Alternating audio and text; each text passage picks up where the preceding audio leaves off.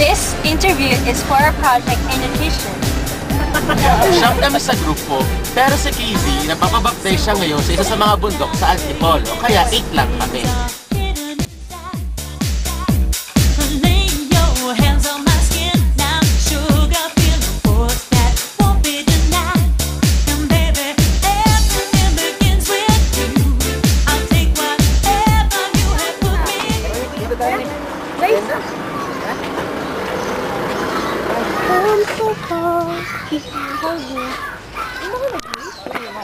Yan, pababa na po kami. Pababa na po kami yun. Parang ganito ba sa Tarlac? Ay, Pangasinan? Hindi naman, no. Okay naman.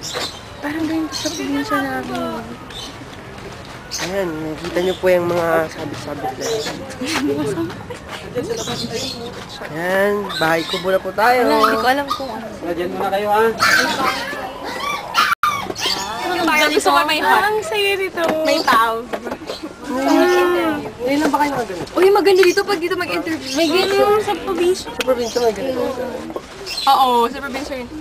Virgie. Ay, maganda nga. Hapon po. Silang dalawang mag-asawa. Siya po kayo. Kasama sa ano nyo? Sa ano?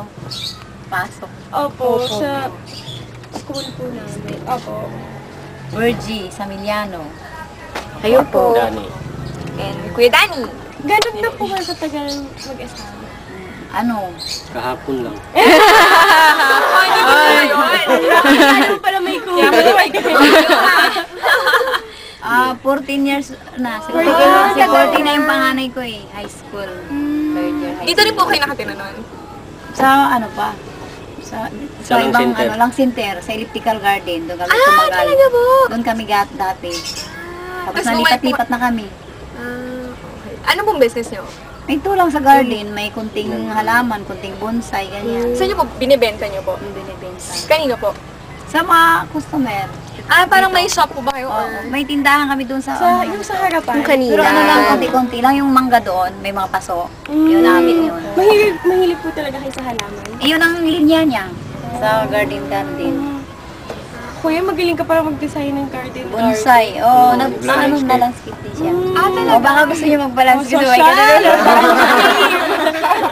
May May lupa na kami. Magkumanda kami. Wala po kami lupa. Ilan taon na po kayo? Ano, 38. Magti-38. Kayo po. Ganun. Nagkasingin. Kumain na po ba kayo? Ah? Ano? Isang beses pa lang. Kanina. Sila katatapos lang. Kasi walang ano namin pag ano. Pag may pagkain pa dyan, pag binugutom, kakain naman. Kung mayroon lang. Eh, sa oras ba? Kung gutom, Kung gutom tapos may lang. pagkain-kain. Parang Oo. ganun. Okay. So, hindi po kayo namamalengke? Ano lang, bumibili lang Sorry. pag may pera dyan sa mga yung mga store-store. So, kung kailan po kayo magkakaroon ng pera, doon lang po kayo bibili ng pagkain. So, pag wala po kayong pera, hindi po kayo makakabili ng pagkain. Or meron naman. Pero hindi kagaya yung, di ba? Hindi po mag-grocery po. Oo, yung para sa hindi isang kagaya buwan. yung mamalengke ka sa palengke ng yung isang lingguhan niya o ilang araw, ganyan. Ano lang sa amin yung tingi-tingi pa. Kung kailan maubos. Tingi Ah, lang. So, ilan po yung anak ninyo? 5. Anong mga edad po? Yung isa magpo-14 ngayon, yung isa 12 na.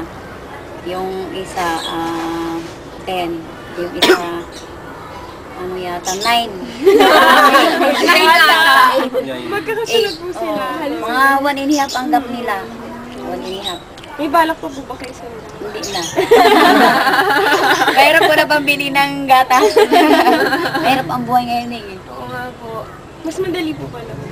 Noon kasi malakas ang kita namin nung ilang years na. Bakit po? Mga Cory pa ang noon. Ramos, ganyan. Di ba maganda ang ekonomiya natin noon ngayon talagang wala na. Mahirap na ng pahirap. Sa isang araw po, ilang po bumibili sa inyo? Wala ni. Minsan, sa isang linggo, 2 beses, ganyan. Zero balance. Nagsiservice lang kasi siya. Nagsiservice lang siya nagsiservice ng orchids o bonsai, ganyan. Kaya minsan niya may kita. Kung yung ang asama mo yung sa tindahan, yung paninda mo dyan, wala kang minsan ka lang makakabenta. Hindi kagaya ba sa may mini store na araw-araw may bumibili, hindi ganyan sa amin sa garden. Kasi hindi naman pagkain yan eh. Luho lang yan ang may mga kaya kung sinong may pera, ganyan. Kahit mahirap kung kaya nilang bumili, ganyan. Ay, hindi kagaya ng pagkain niya na uunahin mo yung pagkain, di ba? Yun, lang yan. Pang dekorasyon mo lang sa bahay. Since ate, alam nyo nga na for parang luho lang yun. Wala ba kayong plano na pag-uwi, like mag-sari-sari store? Yun nga siyempre saan ka rin mag-aan lang Ng puhunan. Lahat naman mayroong kaso puhunan lang kasi hindi ka rin makapag-kilos pag wala kang puhunan. Mga magkano po yung kinikita nyo sa isang buwan? May siya. Hindi naman pare-parehas.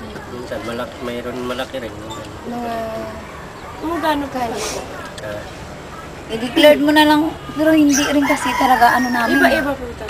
Iba-ibang, hindi naman buwan-buwan ka may ganyan. Yung pinakamababa niyo pong kinita sa isang buwan, magkano? Yan na lang ang mo. Tansyahan mo lang. Mga ganyan lang, mga 20, ganyan. Aba, ang laki naman nun. 15 pesos. 15? Grabe naman, kuya. Hindi kasi talagang mahina talaga ngayon. Hindi kagaya ng mga ilang years ago na yun. Malakas ang bita ngayon. Wala na. Ito naman. Pag yan ang Para mas asahan mo, malapit. talagang gutom. Kailangan di-discard ka. Mag-service ka o ganyan. Service, ganyan.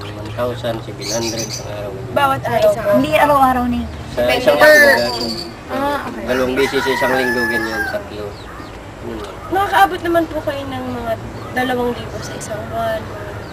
Sobra no. Kasi Sobra yung isang naman. araw, Palagay mo 700, na lang 1,000 yung 5,000 service, ganyan. ganyan. Okay. Pero hindi buwan-buwan eh. Hindi buwan-buwan ang kita. Ganun. Paano nyo po napagkakasya yung ganun po kita nyo? Para po matutusan ko yung pagkain. Pagkain. Ganun po. Yun nga, minsan may may benta, minsan yung service. Yung service talaga kasi sa isang buwan, nakasi-service naman ako ng mga 8 beses ganyan. So, kuya, kasya naman po yun. Kaya yung kinikita nyo for sa isang buwan, kasya naman po yun para sa lahat ng pangangailangan nyo. Kasi ano, Hindi naman tipong nagkukulang like in terms of pagkain, mga ibang bagay, hindi naman kayo nagkukulang sa ganun. Hindi naman. Tipid lang. Tipid lang. Okay. Ano pong inuuna niyo yung yung dami ng pagkain po o yung sustansya po o paano niyo po pinagkakasya yung kinikita niyo po kung sa pagkain po madami kasi 7 po kayo, 'di ba? So ang inaano niyo po is para mabusog yung mga bata po. Siyempre, pag medyo may kita,